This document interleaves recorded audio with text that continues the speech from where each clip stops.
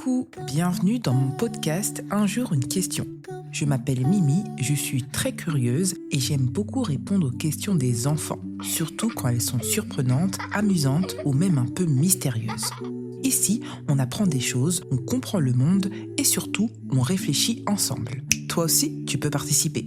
Tu peux m'envoyer ce que tu te demandes dans ma boîte à questions. Le lien est dans la description. Alors installe-toi bien et c'est parti pour la question du jour.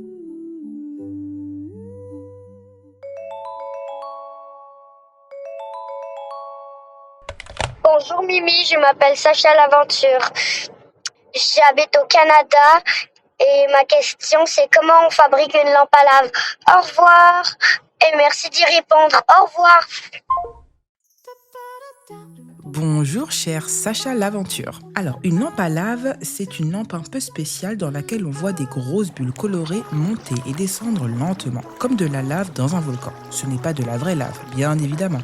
À l'intérieur, il y a des liquides différents qui se mélangent pas et qui bougent.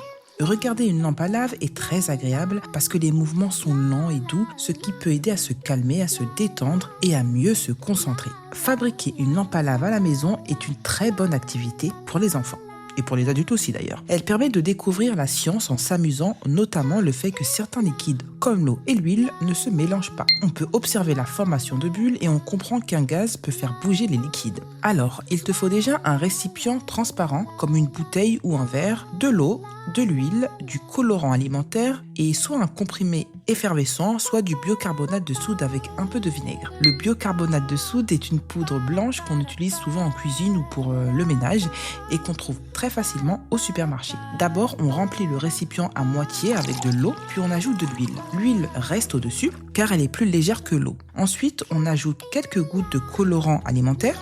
Si tu utilises un comprimé effervescent, il te suffit d'en déposer un morceau dans le mélange. Des bulles vont se former et faire monter et descendre le liquide coloré. Si tu utilises du biocarbonate de soude, tu ajoutes d'abord un peu de biocarbonate, puis quelques gouttes de vinaigre. La réaction entre les deux va créer un gaz et ce gaz va former des bulles qui vont faire bouger les liquides comme dans une lampe à lave. Donc la construction d'une lampe à lave est simple, mais il faut respecter quelques règles importantes pour rester en sécurité. Il ne faut jamais boire le mélange, ni porter les doigts à la bouche ou aux yeux après avoir touché les liquides. Il faut que tu fasses cette activité avec un adulte et il ne faut pas fermer la bouteille hermétiquement après avoir ajouté le comprimé ou le vinaigre car des gaz se forment et pourraient faire sauter le bouchon. Enfin, cette expérience ne doit jamais être chauffée. On ne la met ni sur une plaque ni au micro-ondes.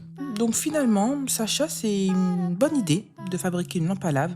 C'est pas seulement joli à regarder, c'est aussi une excellente façon d'apprendre, en toute sécurité bien sûr, comment fonctionnent certains phénomènes scientifiques. Un jour une question, du lundi au vendredi. Avec Mimi, les idées se mettent à danser. Des pourquoi rigolos, des comment rigoureux. Des petites merveilles, des trucs mystérieux. Pose ta question, ferme les yeux. Et laisse Mimi t'emmener un peu plus loin, un peu mieux, car chaque jour c'est le moment rêvé.